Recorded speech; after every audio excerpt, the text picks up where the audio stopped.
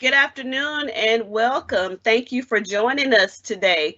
I'm Iris Wagstaff, and I'm a STEM program director at the American Association for the Advancement of Science in the Diversity, Equity, and Inclusion Department.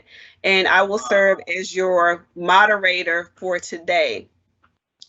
So today's session is Rural Opportunity Zones and HBCUs, Impact Investment and Capacity Building. So just a note, Dr. Harrington had a family emergency and he won't join us today. But we are very thrilled to have Dr. Claudia Rankins with us. So I will go ahead and introduce our speaker for today. So Dr. Claudia Rankins is a program officer in the Directorate for Education and Human Resources at the National Science Foundation, where she manages the Historically Black Colleges and Universities undergraduate program and the Centers for Research Excellence in Science and Technology program. Prior to that, she served at Hampton University for 22 years in a number of capacities. But I will let you read her full bio on the website. But on a personal note, I'd like to say that Dr. Rankins has been a staunch advocate and supporter of HBCUs for decades. And I'd like to thank her for supporting our Emerging Researchers National Conference in STEM over the last 10 years, where we have supported over 10,000 students and faculty through this effort. I know you will greatly benefit from what she has to share with you today. And before she gets started with her formal presentation, I just wanted to ask her one question to frame this session, and that is what recommendations do you have for transformative ways HBCUs can approach STEM innovation inside the classroom and outside the classroom? So thank you, Iris, and good afternoon. And first of all, can everybody hear me okay? Yes. Okay, Yeah. good, because I had to change some settings because there seemed to have been some feedback. So I'm sorry. Good afternoon. Sorry I have to join you like this. I'm a little technology challenged, so we'll make it work this way. So Iris, thank you for the introduction, and good afternoon, everyone. I hope that even in this format, I can give you some information that is somewhat useful to you. So to Iris's comment about HBCUs being at the forefront of STEM education, it is my firm belief that HBCUs always have been and still are the leaders in STEM education reform, particularly as it concerns educating African American students. There is no other set of institutions that has been doing the job that HBCUs have done and that can in any way replicate the success of HBCUs, which have consistently overproduced African American STEM graduates that went on to complete PhDs in STEM. The STEM workforce today would look different were it not for HBCUs. So that said, I have a sort of a formal presentation, and Melvin will help me go through the presentation, a formal presentation a little bit about what NSF is, what it does, what we fund, what we don't fund, and maybe some programs that you could apply to that will give you some needed resources to carry out that STEM education reform. So Melvin, if we're on the slide about the National Science Foundation, then I'd just like to start out by saying that the views are always expressed, those of the presenter and not the National Science Foundation. So we are the federal agency who really supports fundamental science and engineering, except for the medical sciences. And in disciplines like mathematics, for example, we are the major funder of STEM faculty. we do have over 300 programs to which you can submit, and I'm certainly not going to talk about all of those. So if on the next slide, Melvin, we could look at, let me get my next slide going. We could look at what NSF does fund. So you see us organized, much like a university is organized, into schools, into directorates, biology, computer science, engineering, the geosciences, math and physical sciences. We also fund a lot of social, behavioral, and economic sciences areas that we typically don't associate with STEM, like psychology and anthropology and languages and disciplines like that. Of interest to what we're talking about today is maybe the Directorate on Education and Human Resources. We do have programs that fall into that whole arena of STEM education. So if we go to the next slide, I want you to encourage to navigate the NSF website, which is not easy to navigate. I realize that, but there's a wealth of information for you on that website. In that tab on research areas, you would find all of the directorates I just mentioned that are then subdivided into divisions under which then the programs fall where you apply to. The tab on funding tells you about all the funding opportunities. Under awards, you can find our currently made awards, which is really good to know if you're sort of wanting to see what has been funded, particularly what has been funded at HBCUs. So you could type in an HBCU, you could put in Claflin University, and you'd see everything ever funded by NSF at Claflin University. Under document library is our National Center for Science and Engineering Statistics, which provides a wealth of data that you can use when you motivate your proposal and sort of talk about why what you do is important. So on the next few slides, I sort of have what NSF does not fund, and that's easier to talk about than what NSF does fund. So basically anything clinical counseling, social work, education unless it's STEM education, history unless it's STEM history, clinical studies, patient-oriented studies, community-based intervention trials are not funded by NSF because that is the purview of our sister agency, the National Institutes of Health. And then on the next slide, I continue with what we're not funding, anything disease related, including animal models that test or develop drugs or other procedures.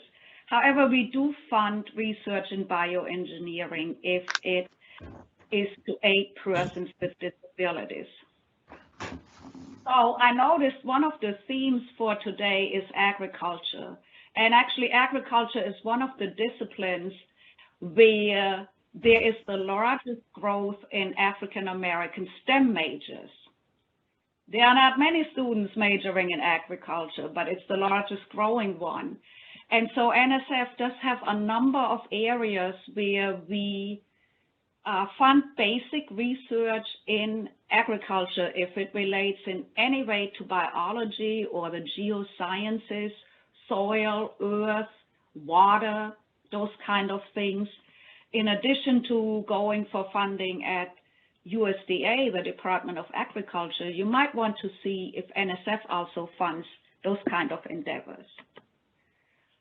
So on the next slide, really quickly, I just want to point out that NSF judges all proposals on the potential to advance knowledge and on the benefit to society.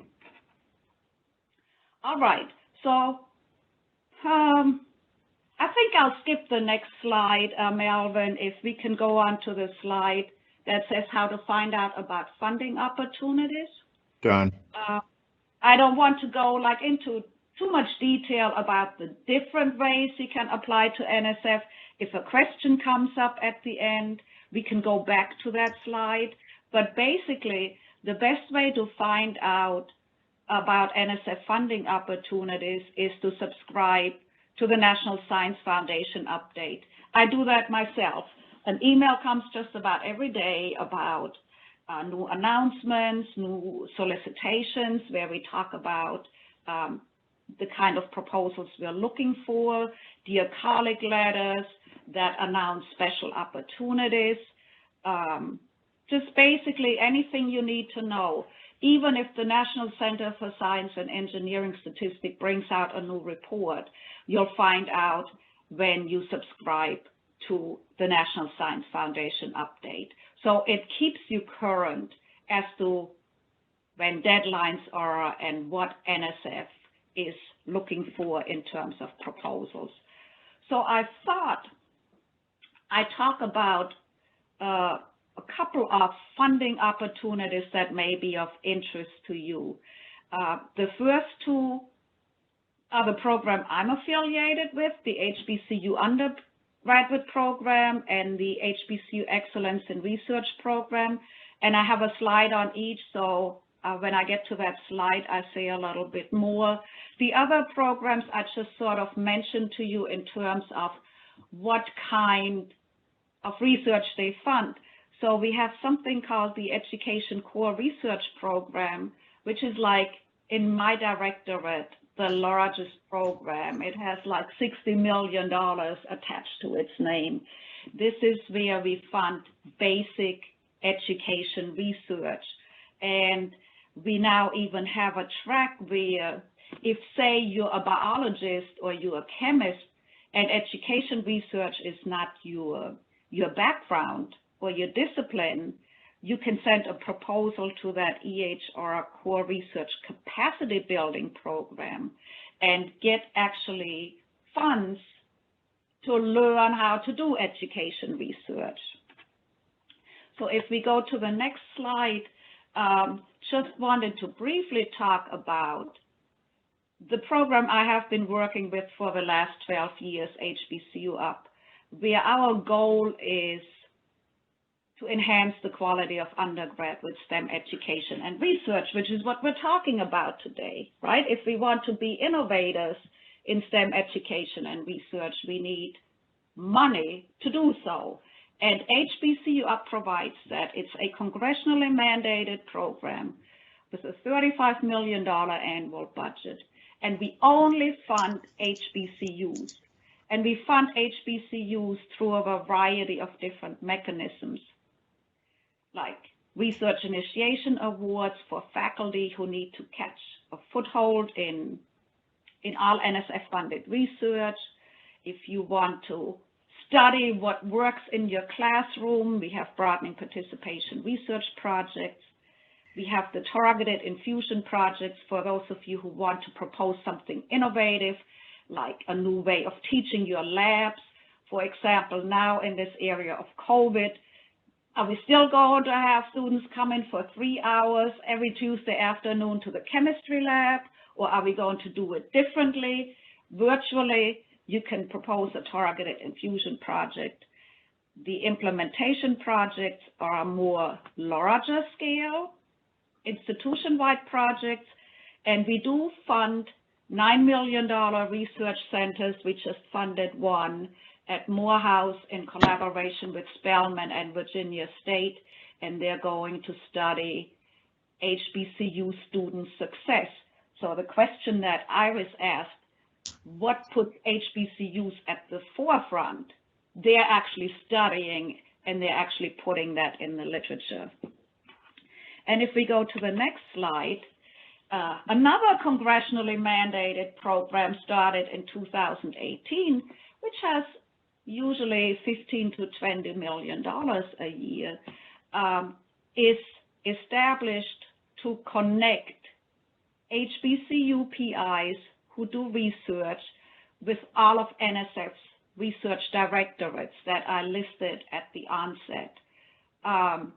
It's to establish the link between the PIs and the program officers.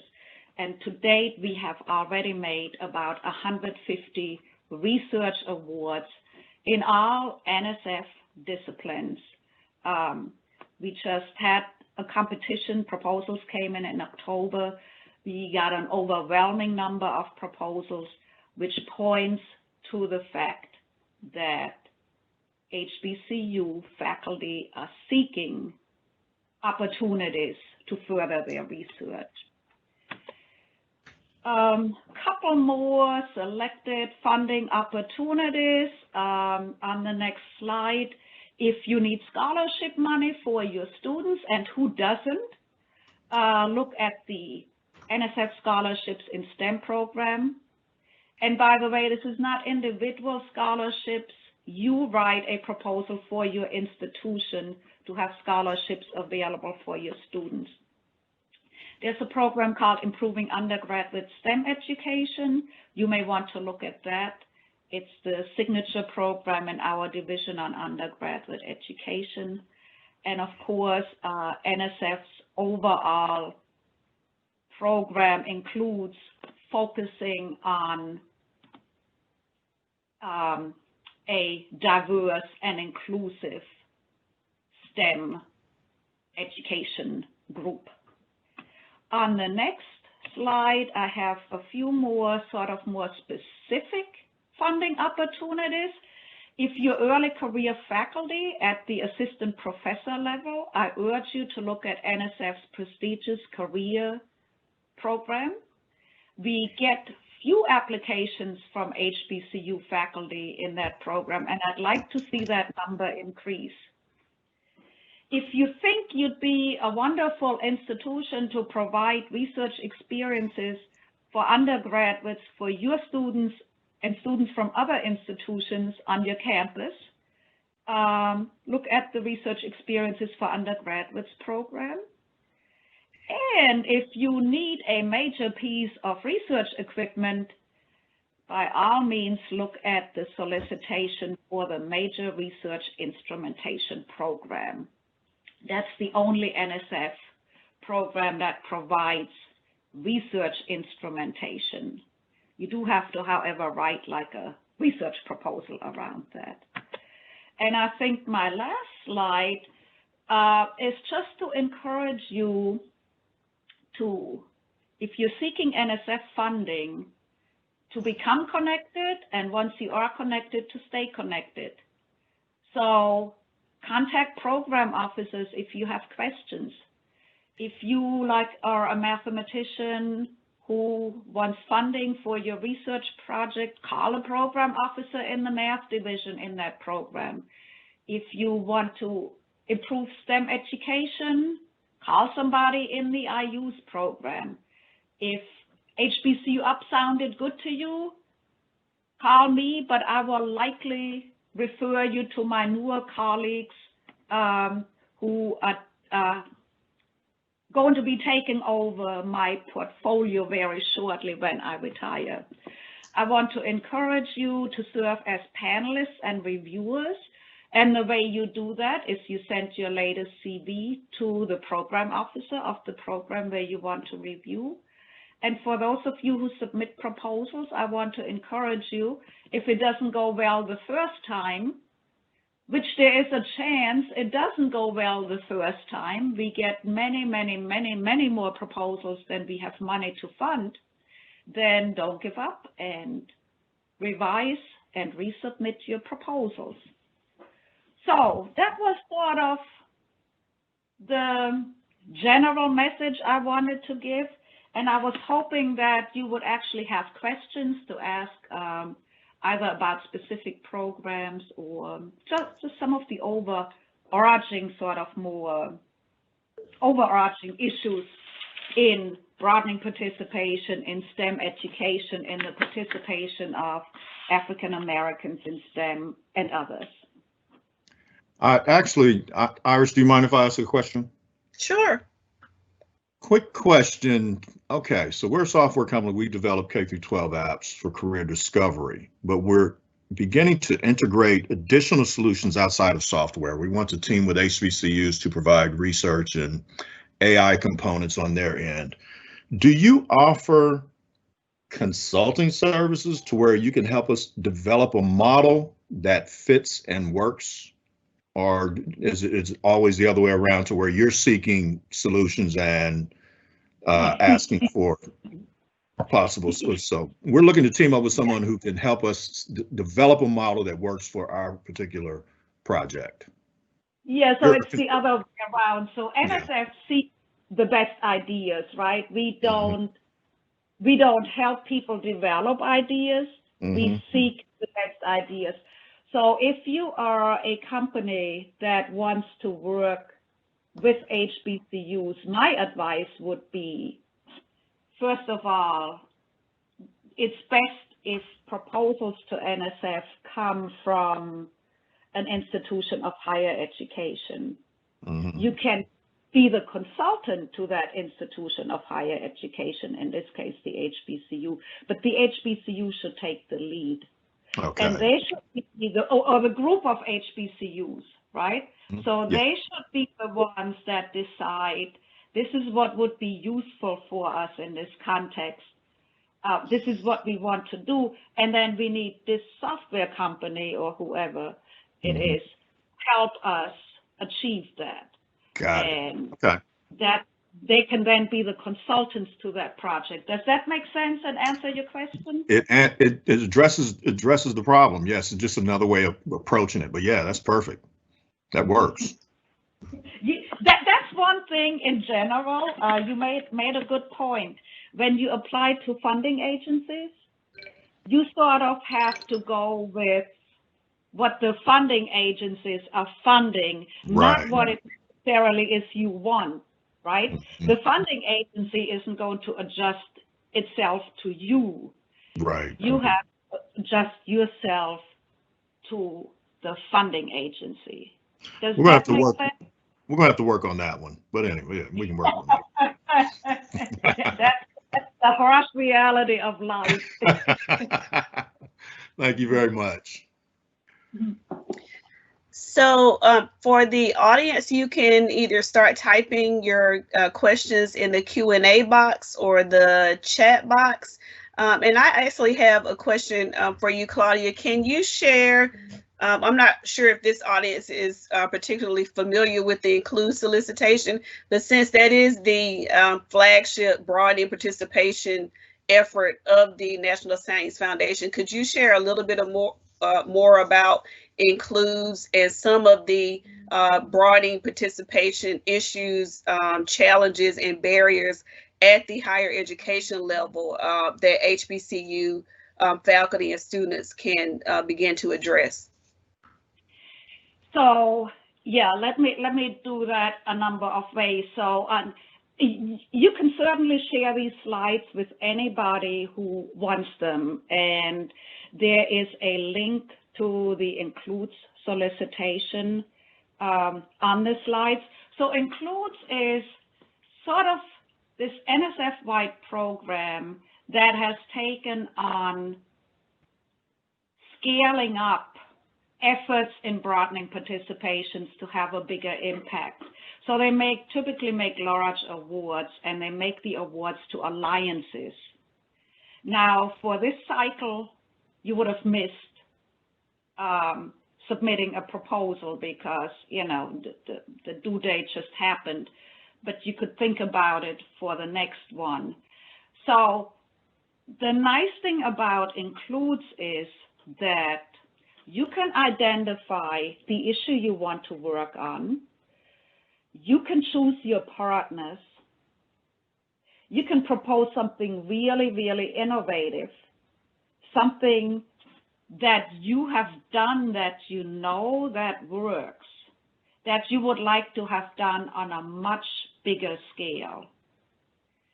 And you can get quite a decent amount of money for it. So the best way to sort of get a feeling for what type of things Includes funds is to go to the NSF web page and look at under awards and just type in the keyword Includes alliances, and they would all come up and you could see what has gotten funded.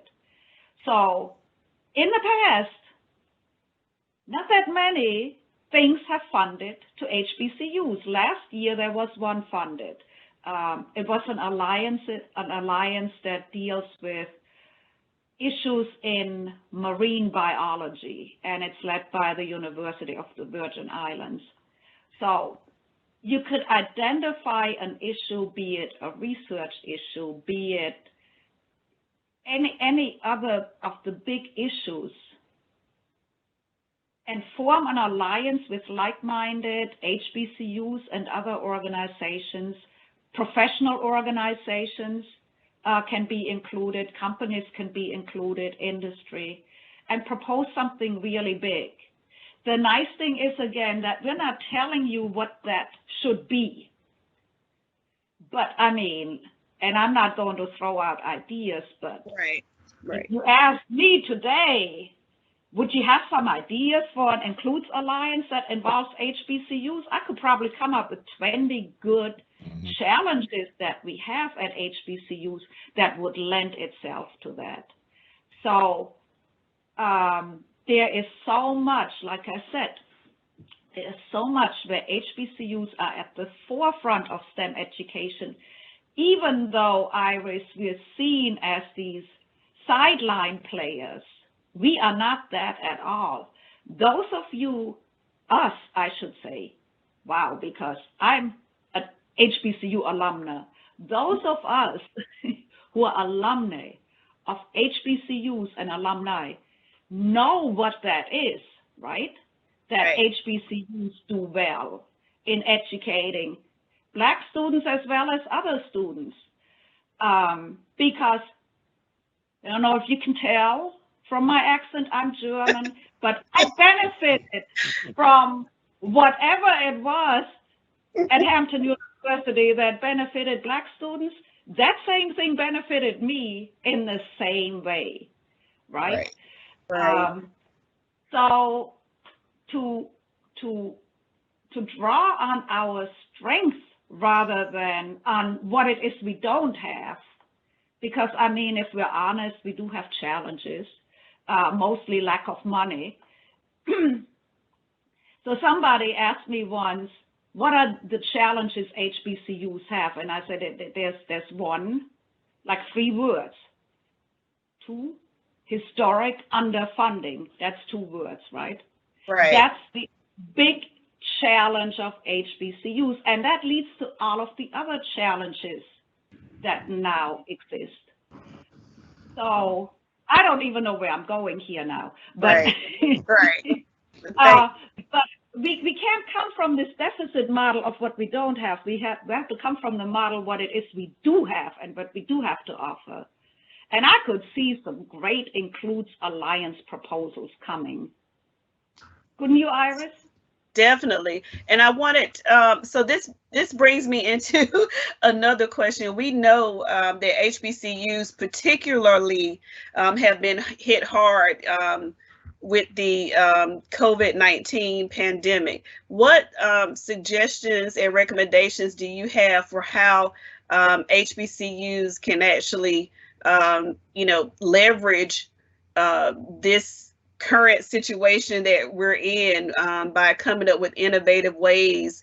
I'm pretty sure that HBCUs have already been coming up with innovative ways to address the impacts of COVID-19, not just on their campuses and whether or not they're in person or doing remote learning, but the longer term impacts on funding for colleges and universities, and a longer term impact on opportunities for graduate school and internships and job opportunities for students. So do you have any recommendations how HBCUs can leverage the unique characteristics of HBCUs in supporting students and faculty at this time to kind of transition or transform those into innovative best practices for the future and beyond?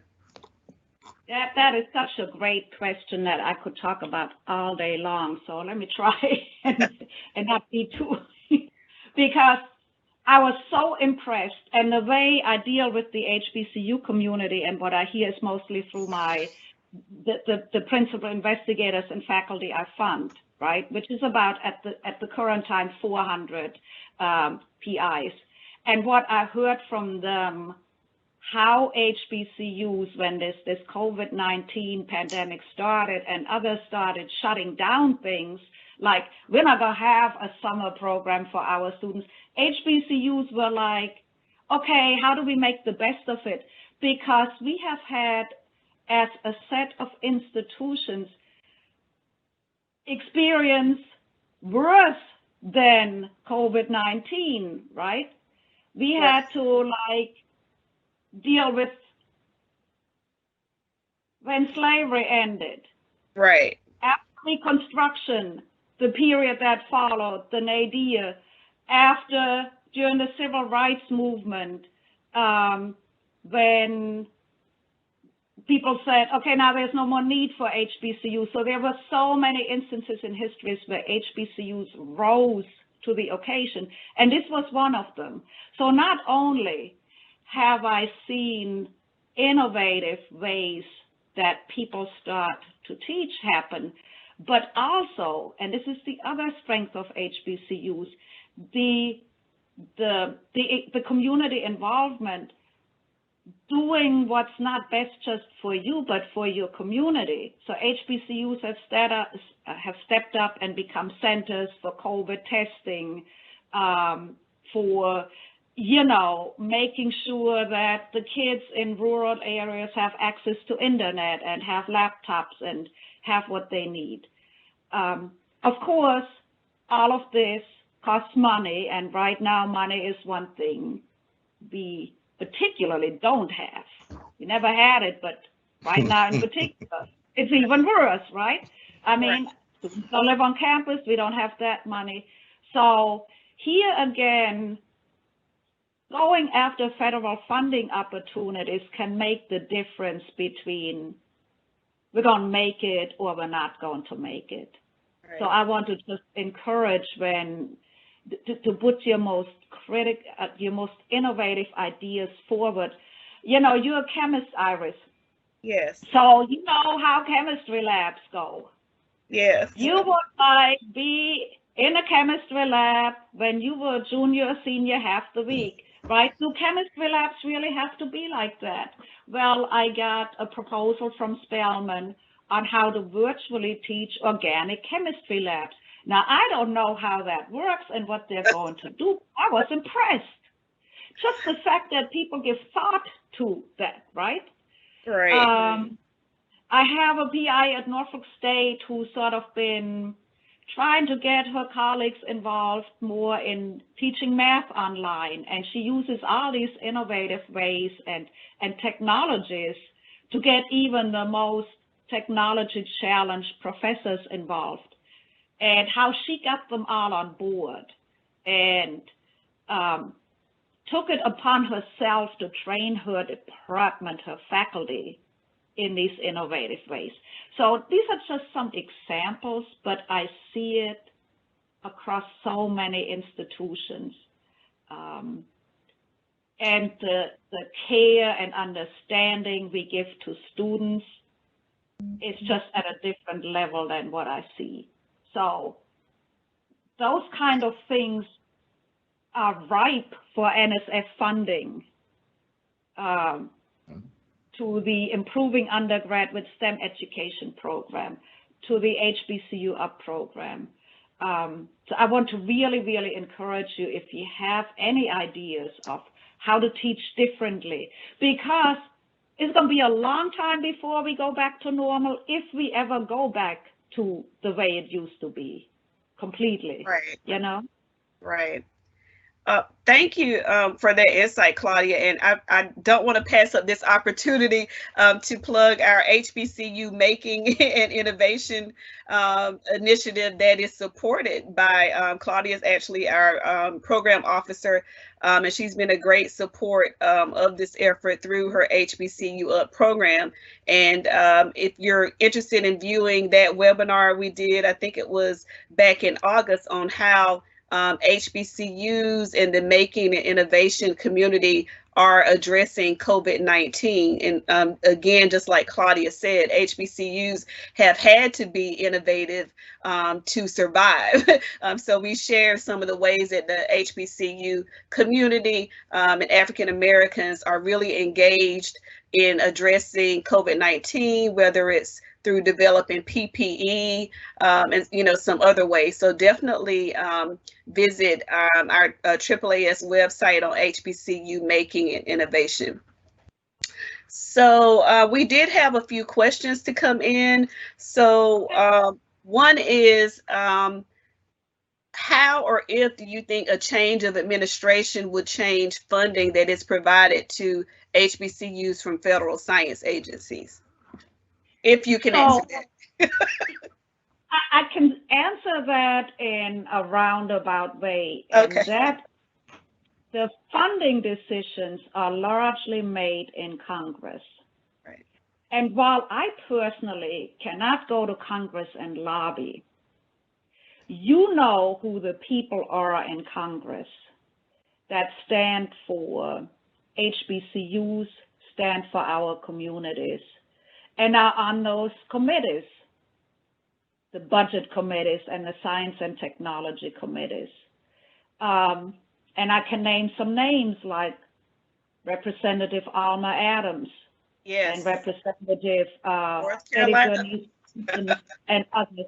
I can't go to them yet. In 10 weeks I can, but now I can't. They're the ones that need to hear from their constituents what is needed. They need to know this HBCU Up program, $35 million is nice, but that's an average of $350,000 per year per institution. Like, we're not going to set the world on fire with that kind of money. Like, what do we expect with that? Right. But so that's one way to advocate for more money for HBCUs. There are very few targeted programs left in the federal government, and hopefully we'll survive another 2 or 3 weeks. Let's keep our fingers crossed. Right. That's all I'm going to say about that. Right. But those targeted programs can make the most difference because we know who the community is, right? We, the program officers of those few targeted programs, we know the community. We listen to them. We let them dictate what is needed. So that is the best way to advocate. Right. All So those people and yes. we'll be okay. So it definitely takes advocacy on our part. So Yes, it does. Because the funding for HBCU Up has been consistent through the various administrations. Right. It wasn't any better 6-7 years ago and didn't get any worse. So, but that was thanks to Congress, Right. not who was in the White House. Okay. So yeah, that's where we need to advocate. And Albert, trust me, I have my advocate helmet on soon, so I'm gonna be with you. All right. And thank you. I mean, you've been advocating for us, the broader STEM education community, specifically HBCUs for decades. And I again want to thank you for your service and advocacy. So we did have a couple more questions come in. So one is, how can HBCUs build, strengthen strategic partnerships and alliances with organizations such as tech companies? I feel STEM and entrepreneurship should be aligned. This will help students towards STEM careers. And I know you mentioned a few programs, but did you have anything more to add on that? Well, yeah, and so NSF does actually have a program, an SBIR, STTR, Tech Transfer Program, to which you can send proposals to. I'm not that familiar with that aspect, but any research proposal submitted to NSF that can be part of the research proposal. So one particular program is the CREST program, the Centers for Research Excellence in Science and Technology, which are geared towards minority serving institutions, HBCUs and others. And actually, as part of those centers, you can get supplements for tech transfer every year. So it's sort of built into that program. It's not something you would do separately, right, from your research proposal. Okay. But definitely, you know, and I have seen PIs do great work in that area, forming their own companies that spun off the research that was funded by NSF. It's not like a wide scale thing I see at HBCUs. Mm-hmm. And not all HBCUs are at the point where they either can, right? Because there are a lot of primarily teaching institutions still, but there's a whole set of HBCUs that are definitely at the point of doing transfer. Thanks for asking that. We have another question that came in. So we know that HBCUs have been historically underfunded with STEM and STEM education research at the higher education level. So can you just unpack some of what those challenges and barriers are specific to HBCUs regarding proposals being funded from federal science agencies in general? Yes, so part of the historic underfunding is that faculty have higher teaching loads than at, say, research-intensive institutions. So they typically are expected to teach 4 courses a semester. So, that you don't really have much time to write a research proposal. If you carve out the time to write one, you're now competing with faculty that their teaching load is 1 or 2 courses a semester. Right. And then you have to run up against reviewers who say, well, when would this PI have time to do research if they have to teach so many courses? So that's one issue. The other issue is that maybe the university cannot provide the starter package, the lab setup, and all that other PIs get when they start at a research-intensive university. Some HBCUs can and do that, but most of them can't. So it's the PIs are, through no fault of their own, at a different level of play. Right.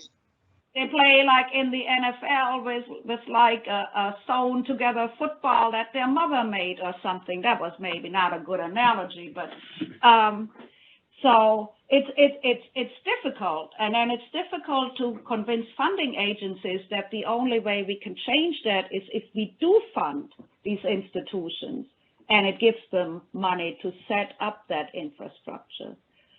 So it's sort of like this catch-22. Right. Okay.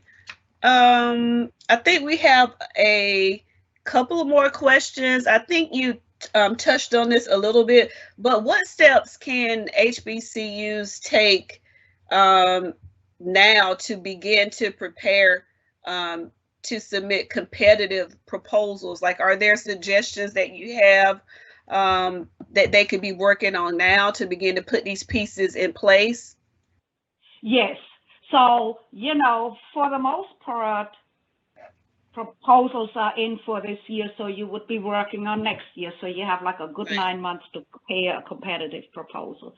And what I would do is seek out those that have been funded and find out what made them successful. Because, we funded, if you're thinking that we only fund like the Howards and A&Ts and Hamptons of the world, that is not so. We fund smaller institutions like Central State has, Virginia Union University has a number of research proposals funded in the area of physics, out of all things. Who would think Virginia Union is a powerhouse in physics? So Right. find out on that award search database who is funded in your discipline or in what you want to do, and then maybe, you know, find out what they did to be competitive. Of course, get in contact with your program officer, make sure that your idea fits well. We always have proposal preparation webinars we give before proposals are due. Another tip is follow the solicitations very closely that tell you what needs to be in a proposal. And there's this document called the Proposal and Award Procedures and Preparation Guide, HBCUs. It spells out what you need to do and how to do it. So all you now need is the idea, and you need to write a convincing idea, but that I know you know how to do, because Yes. you know what research you want to do, right? And how you're going to do the research. Then you just have to, because Iris, bad proposals are not bad because the idea is bad. It's because people didn't follow instructions. Right. And then reviewers get upset, like, oh, if they can't even fill out this form right, how are we going to fund them to do this idea? So it's the little stuff that gets you, not the big stuff. Right. Okay. And you got a whole year to figure out the little stuff. Yes. This is some, I mean, you're providing some really great advice and resources for the audience. And I had one more question before I let you give your closing thoughts. And that's, you know, so I'm always forward thinking.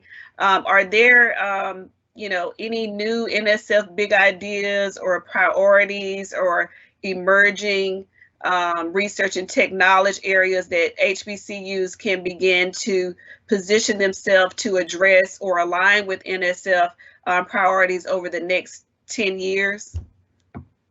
So we actually at NSF do have something called the 10 big ideas, and they're in specific areas, like one is in quantum and one is in bio, but there's one called the accelerator program. And I saw today when I got my update that they're actually looking for NSF is looking for what should be the next topic that's being funded through these accelerators. And these accelerators are big money. So we are asking the field to give us ideas for what should be at the forefront. So that's one. We always ask the field, not always, but sometimes we do. The other thing, of course, is, you know, each administration has priorities that then come down to the funding agencies. And right now, these priorities are in areas like artificial intelligence and cybersecurity and areas like that, which is not to say we need to all jump on that bandwagon. Right. But if it fits into what we do, great. Right. The other area, and I do not like the word workforce development, but it's just another word for educating our students. The Right. other area is educating students. And there again, we want your best innovative ideas. And if it's a great idea, HBCU upwell funded, I can guarantee you that if you're faculty at an HBCU. Okay. Well, thank you. Thank you so much, Claudia, for sharing a wealth of information, resources, and suggestions, sharing the goals and objectives of NSF STEM programs. Do you have any closing remarks you'd like to add before we end? Well, I will just really encourage everyone, first of all, thank you for listening to me, and encourage you to keep thinking about moving forward. We owe our students the very best we can give them.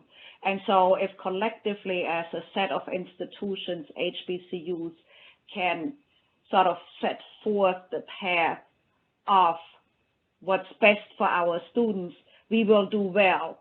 I'm on Twitter and I said yesterday, if as HBCUs we think that by hiring high-profile coaches in football, we can get good football players. Right. What do you think would happen if we hired high-profile Black scientists? Right. The Black students would follow and come. The very best students become our students. I see enrollment going up at some institutions now, at some I don't. But despite COVID-19, I saw enrollment going up at some HBCUs, and they're doing something right. Let's find out what that is. And I think part of it is having Black faculty in STEM. Right.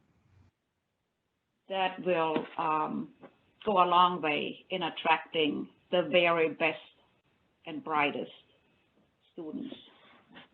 Well, thank you again so much, Claudia, for agreeing to join us today for this summit. I also want to thank you again on behalf of AAAS for all your support of our programs and initiatives.